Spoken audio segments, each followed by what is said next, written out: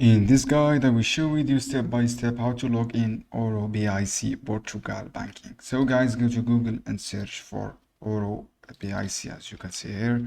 After that, friends, click on login option. From here, you will see this page. Click this one. After that, you will see this official website and then click login option. From the login option, all you have to do, you should be write your user ID and then click on login. For example, this is my user ID.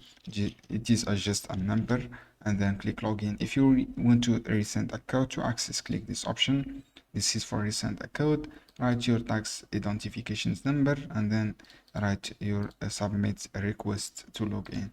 If you want to log in the app, just you can download the app on Google Play and then you can start using this app through Google Play. So guys, and you can log in successfully with this method. Just click login and you can write this one and here the app, just the same method. Guys, I hope this guide helpful for you. Don't forget, give me a like and give me share this video for more content.